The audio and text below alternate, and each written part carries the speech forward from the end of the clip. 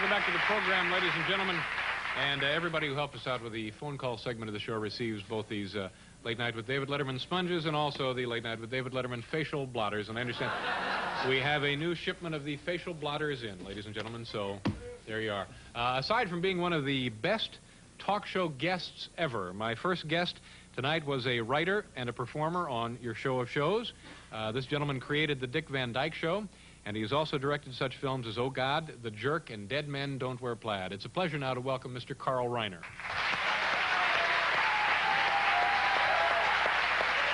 Oh, thank you. Nice to see you. Thank you. I feel so bad. It's the best thing I ever did on your show. I did it back there just now. No, what was that? They were playing, and I got so inspired by that music. I don't hear this kind of music very often, that close. And I want to show you what I was doing right back at this little pillar. If you'll do it again, I will attempt to do what I was doing back there. Is this a good area where it's smooth and... Okay. Yeah, okay. You can actually... Okay, go ahead. Just...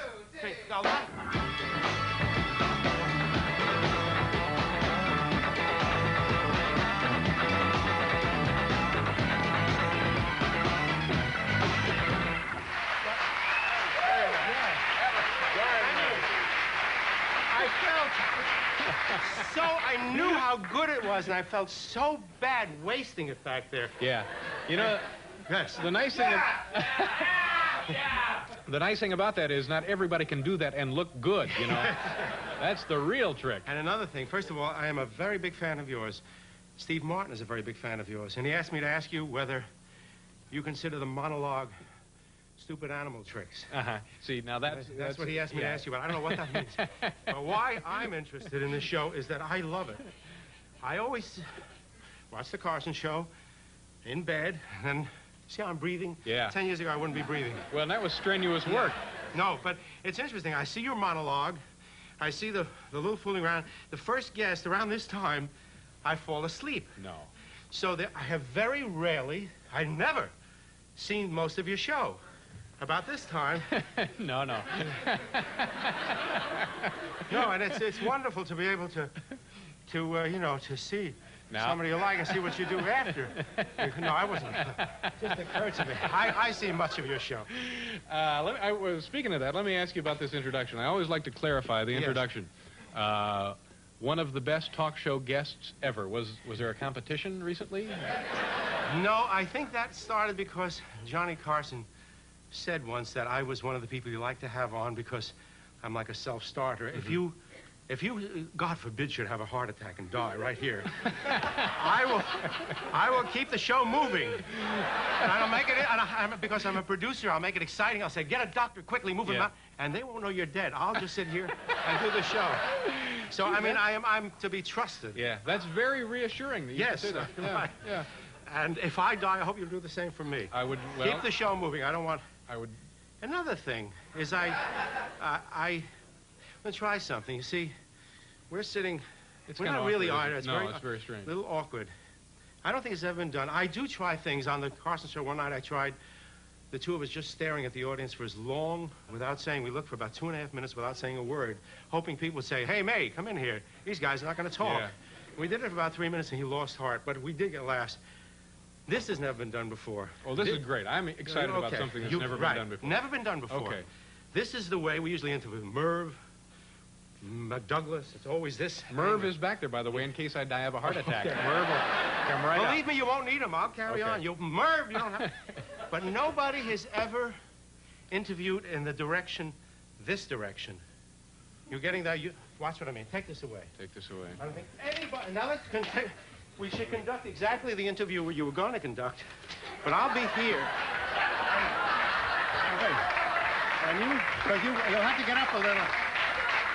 No, I don't know what it looks like, but it's different. If somebody won't... All right. It looks all right. No, okay. And... All right. Okay. Geez, I've never been this close to another man's head in my life.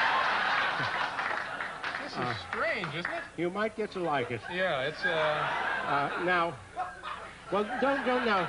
See, for it to really be effective, don't keep saying this is strange. act like it's not strange and then Just like this is the way we would... Yes, because my head is now... The blood is rushing to my head. Okay, so we'll just go on with the interview. The interview, just to...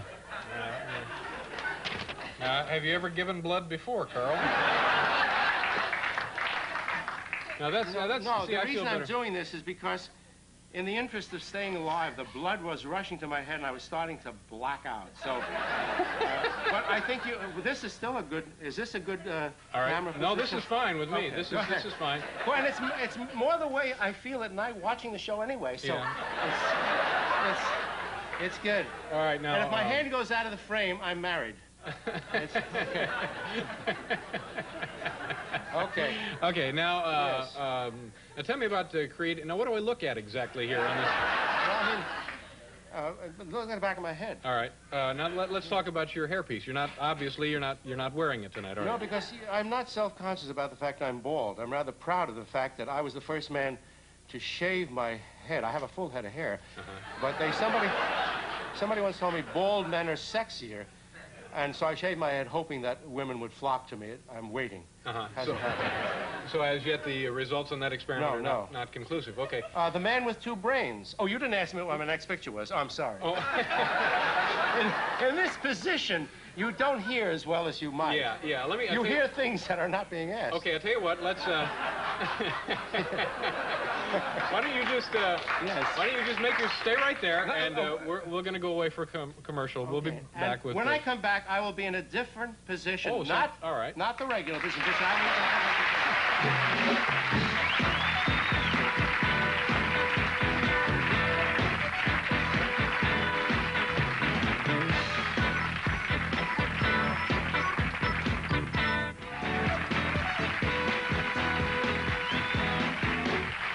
Reiner is here, and John Cleese will also be joining us later in the program. Now, what do you want to execute? Well, I think now? in keeping with the premise, because we ask very few questions, and nobody's really interested in what I'm doing. Oh, no, well, I'm here interested. to have fun.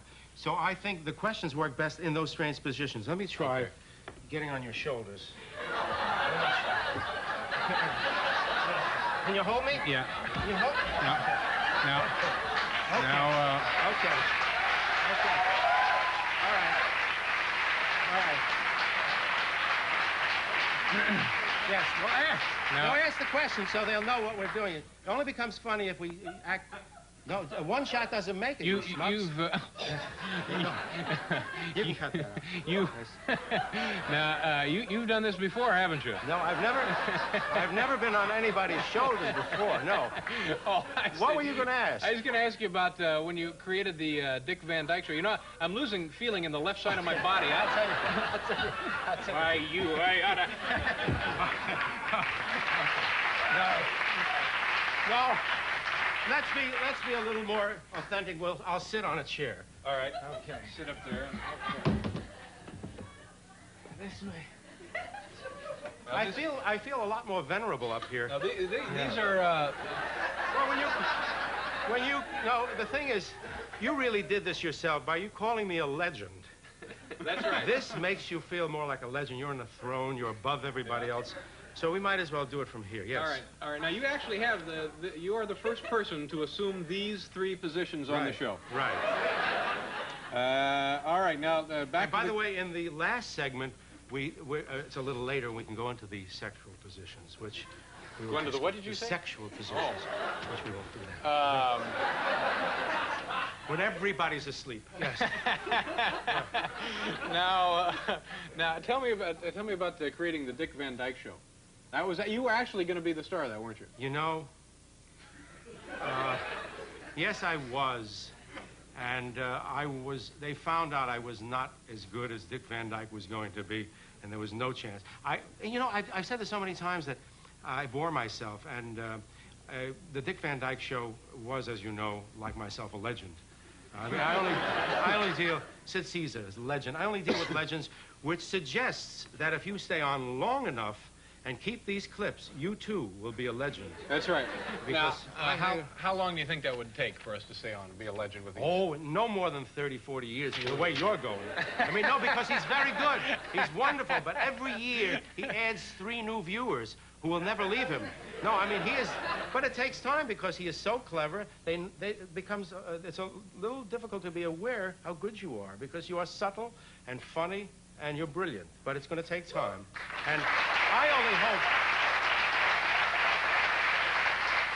only hope that there are people running NBC who are as smart as your audience. Okay? Oh, that's isn't it? I mean, there's not a word of truth in that load of crap. It's now, how do you handle that? what are we doing now? We're good. Oh, thank God. You're still almost we're going away again. forever. No. Carl and I will be back after station identification.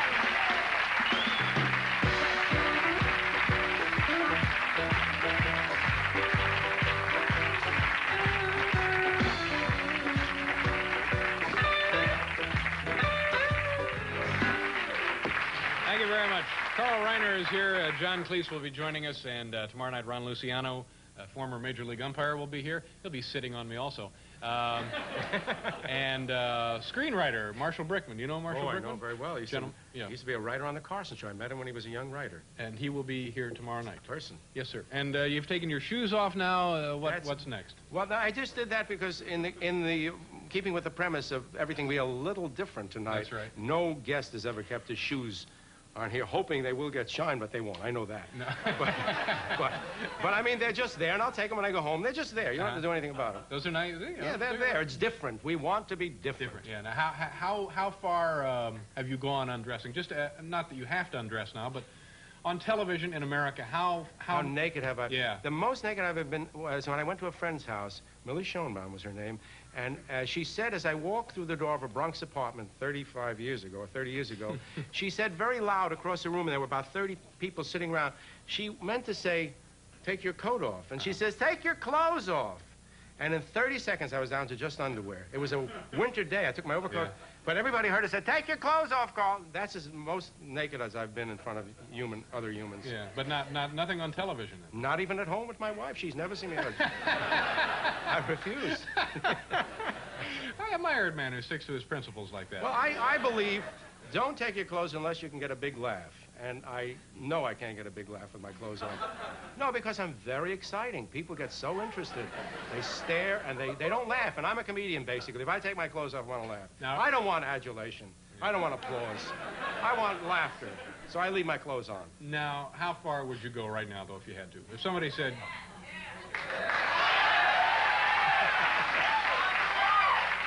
Okay. Well, now, I'm going to tell you.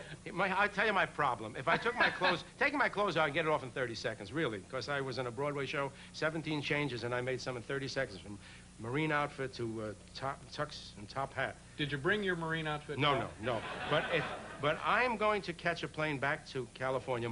The trick that I'm looking to do, and I hope to get it in the Guinness Book of Records, is to finish the show here, get on a plane, get home, watch your show, and fall asleep when I'm supposed to at the same time. Being in New York and California, it'd be wonderful. Yeah. And if I took my clothes off, it'd take time to put them back on. So that's the only reason. But some other time, if one or two selected ones of you would come back to my dressing room and you let me do the selecting, we can work something out. But not for everybody. All right. Okay. Well, yes. You go back to California, full well understanding that you've disappointed 280-some people here tonight.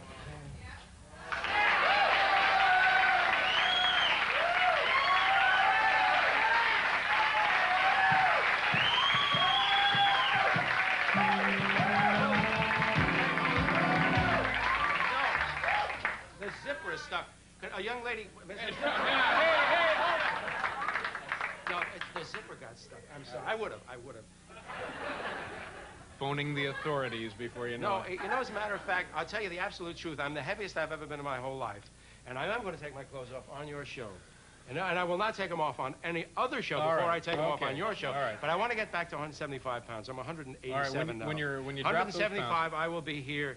12 pounds, you come back. Yes, I'll be right. Can we get that in the TV guide in time? We'll have that right before Barry White Camping Day, and then... Now, we have a bit of film, old film, kinescope, or whatever this may be. This is a surprise to me. This is a surprise to you. Like my sitting on your shoulders was a surprise to you. This is you and Mr. Mel Brooks, I believe, and since it is a surprise, you don't know much about it. No, I don't know where it's I understand from. It's pretty much self-contained, but it's from some television performance. Way back, I imagine, because we haven't done it in years. All right, let's take a look. This would be, with his clothing on, Mr. Carl Reiner and his friend Mel Brooks. Next you see me, my shoes... Drove to the war. I was very interested because I was wearing a toupee there.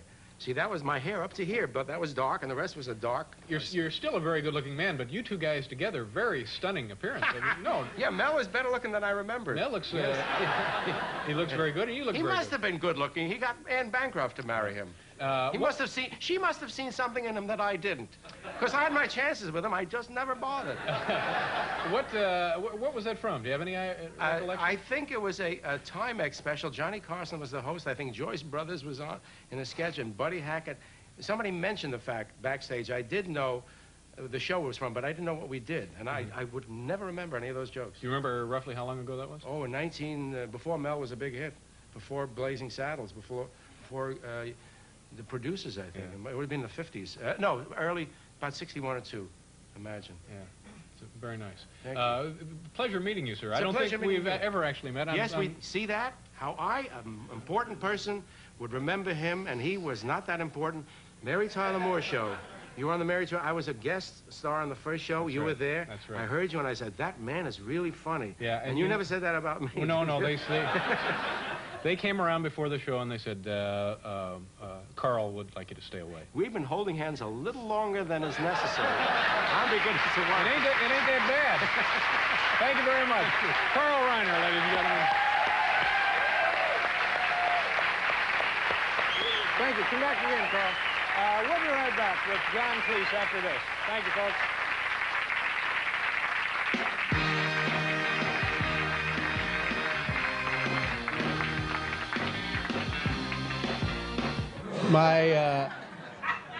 My next guest was the first person on this program to sit on my head. Of course, it's been done a lot in private, but aside from that,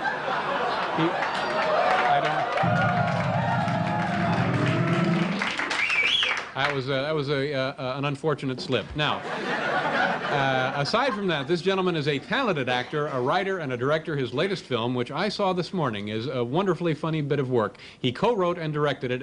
It stars Mr. Steve Martin and is entitled The Man with Two Brains. Please welcome Carl Reiner.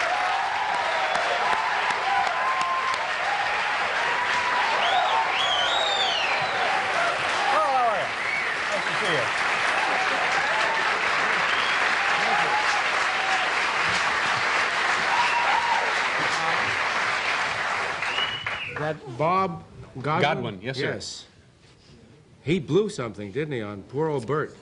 About the hairpiece. Yes, but did you notice his hair? I mean... No, I didn't. You wanna take a look at it? Take a look at it. Can we get a shot of Bob Godwin? Because I think he has no right to talk.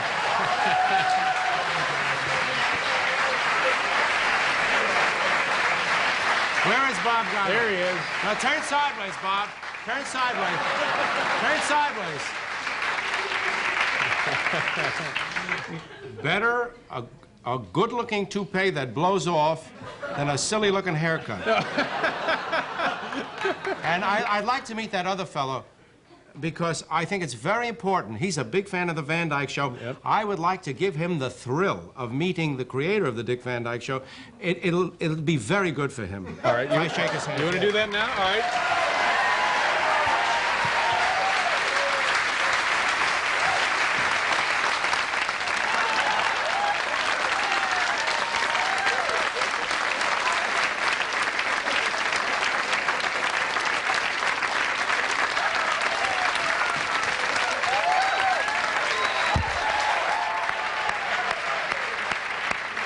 Very nice.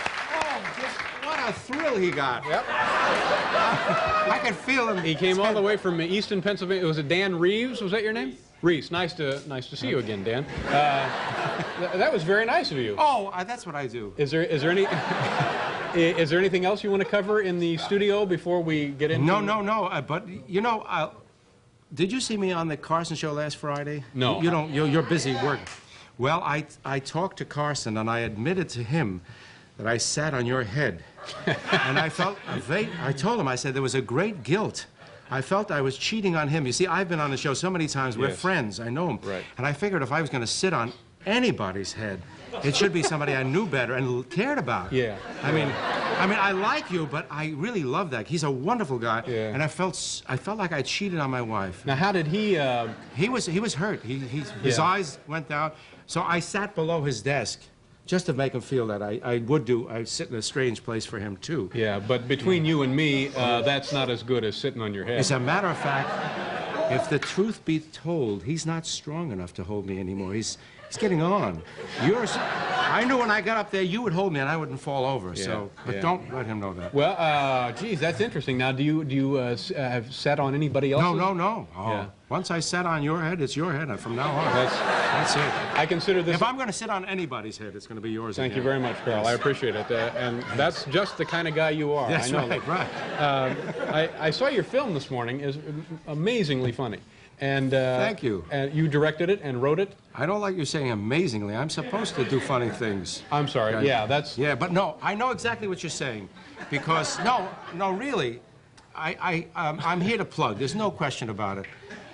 But it is the funniest picture I've done to date as far as laughs per minute. Now, it would be different if I said surprisingly funny. Yes, but right. No, but it was amazingly funny. Yes, well, thank you. But what I wanted to say was I've seen and heard things that you have said about the star of the film, Steve Martin, about it's sort of kind of whiny, negative, little nitpicky kind of things. Well, you see, a lot of people...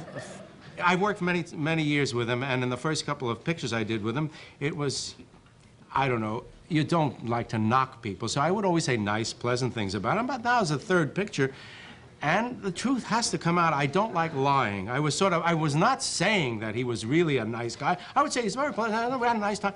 Now I've been telling the truth about him. He is just not a pleasant person. He's not a good person. He's very cheap. He's penurious. He's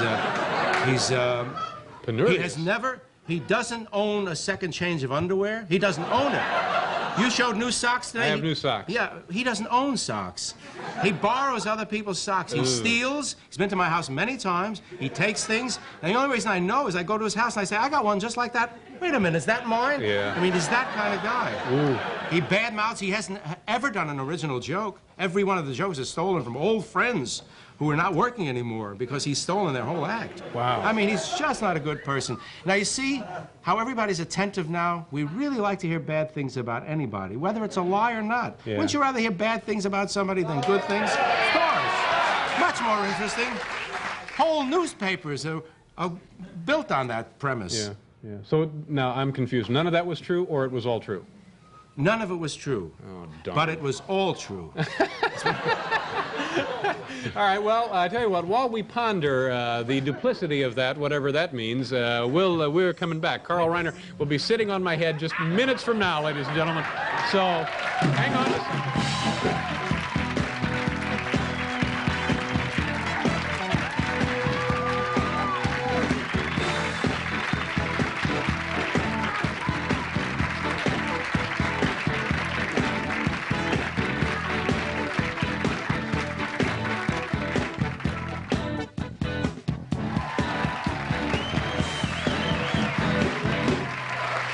Carl Reiner is here, and Sandra Bernhardt will be here, whom you know and met and know. Very talented young lady. And the Playboy advisor, Jim Peterson, will be joining us on this program tonight. Now, we're going to take a look at some of the movie, The Man with Two Brains. Why don't you explain this to the folks, what we got here? I'll try to explain. This particular, I think the one we're going to see is Steve Martin is racing through the streets of Vienna on his way to a laboratory to save the life of his wife, Kathleen Turner. There's the body in the back seat. You'll see a moment of her. She's lying there. And he stopped. This is the woman from Body Heat. Body Heat. Yes, a brilliant actress, and she's marvelous in the film, as you might attest.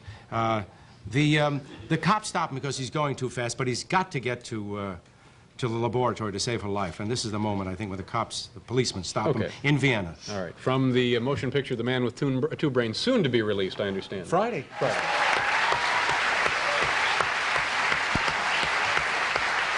Now, there's something very funny just before that also, which I guess they had to take out for time, but it was the subtitles. Well, we took it out only because we didn't think you could read it. When the policeman stops him, he talks in German. He says, "Du Volksgeschwagen, kann ich zusammen sein license?" And he says, "Huh?" And he repeats it. Underneath it says, "You're going too fast." In subtitles, "Well, may I see your license?" And he says, "I'm sorry." He says, "Oh, you speak English." And he turns to the other policeman. He says, "They can schießen with the subtitle now." And it says, "You can stop the subtitles now." And then he looks down and he says, there's more rooms on there now. It's very funny, very funny. We got to pause for station identification. I know it seems like a lot of interruptions. No, but, I don't have to pause. While you're pausing, I'll do a lot of things. Carl will be entertaining the studio audience, and we'll be right back. Don't worry about nothing.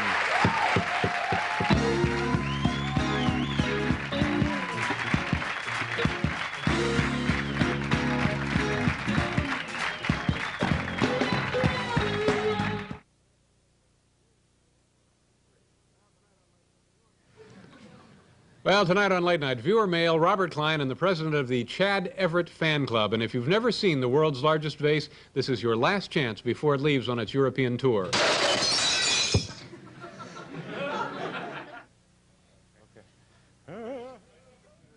Let me see what song is better. Has it?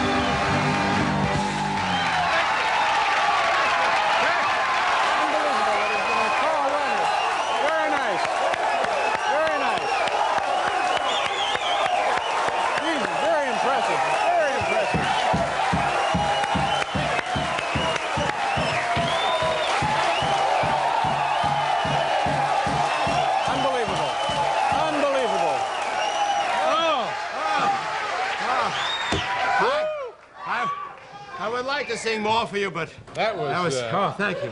I can't tell you how much I appreciate that. A lot of guests come, and during the commercials, they sit and they look at the cameras, right. They talk to Paul. Right. But this man, ladies and gentlemen, across this great country of ours, just sang his heart out, and again,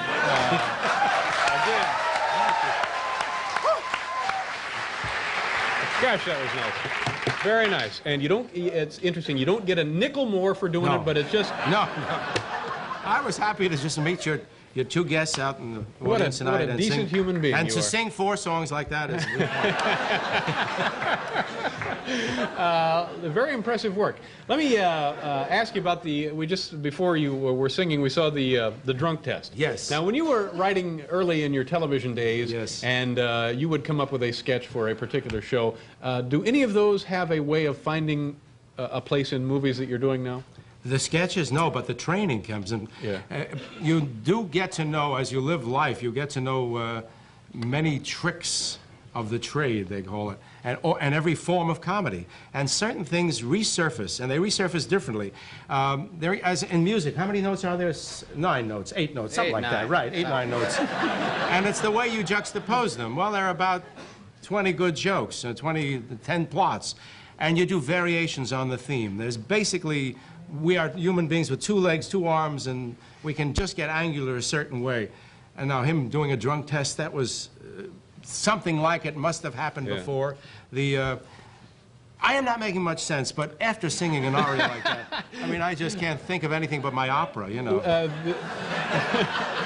The last time you were here, I think it was just about the time that my favorite year had, no, it had been out for a while. Right. And this deals with a very important part of your life, that particular motion picture. Did you see that film, Carl? My favorite year? Yeah. Yes, I did. And was that the way it was for you guys working on that show? Not really. I mean, it was somebody's perception of how it was, Yeah. But they reconstituted the time pretty well, but it was not. Well, in those days, if we had done a gangster sketch, this was a sketch idea. If we had done a gangster sketch, no gangster would have come in and said, you can't do a gangster sketch or we'll wreck your studio. It was based on, that whole thing was based on a sketch. The whole movie was based on a sketch idea, which worked. And it was so good humored and the performances were so great that it really worked. But if Mel Brooks, who was the producer of the picture, if he had written it himself, would have had a different tone. Yeah. But, Would you like to take another pass at the topic area? See, now you're talking about something interesting. When I watched it, I was a little saddened by the fact that that time was used by somebody, and we can't talk about that time for a while now. Maybe a year or two from now, somebody will, maybe Sid Caesar himself would want to reconstitute the times. Well, that's an era in television that people just keep talking about and talking about and talking about. Well, so like the ones who are still alive do. Yeah. You know, these kids don't talk about it. They weren't there. But we have a museum now that you can go down and see these films. Yeah. Here at the Broadcasting Yeah, Museum? the Broadcasting Museum, yes. Someday you'll be in that museum. That vase and you together standing, you'll be holding the vase. By the way, I can probably get you a pass if you want to go back and look at the. Oh, could you? You know why? Because now don't tell everybody this, but you could get one. Because I don't want to go when the crowds start coming. I know. The crush. I know. You know, it's like the Picasso exhibit. You know, going to the Picasso exhibit, you couldn't see it. By the time they'll come, you won't be able to see the vase. There'll be too many people standing around it. I'll slip you in the back way. Okay, please, please. Carl Reiner, ladies and gentlemen. Thank you.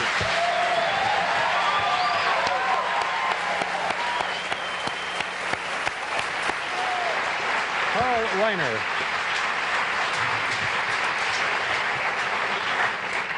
Very nice man, and it was darn nice of him to sing like that. That ought to be house policy. Thank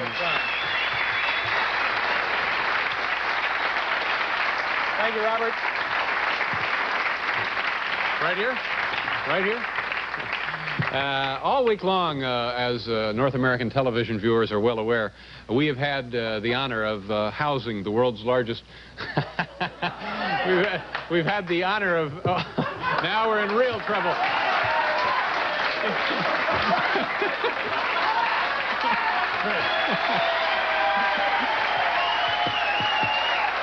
Yeah.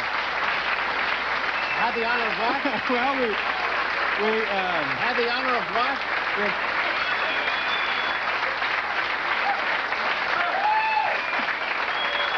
You had the honor of what? I was just going to say, if we could be serious now, I'd like to talk about the problem of world hunger and... My 60-year-old knees are killing me. Well, you could... I'd like to leave now, if I may. Well, sure, you could... Okay, sure. Yeah. Oh, but it was... Thank you very much. Excuse me. Now, do I owe you anything for that? Carl Reiner, ladies and gentlemen. Thank you very much.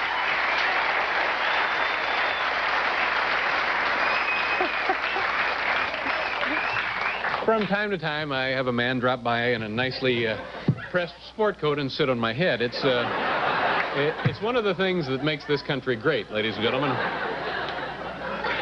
Why doesn't he do that to Ted Koppel? One night, just break in, shove his way into Nightline, and sit on Ted's head for once. Carl Reiner, he was here last night, and apparently, well, obviously, has nothing to do, so he's here again tonight. Now, do we have time for this, or... All right. All week long, we've had...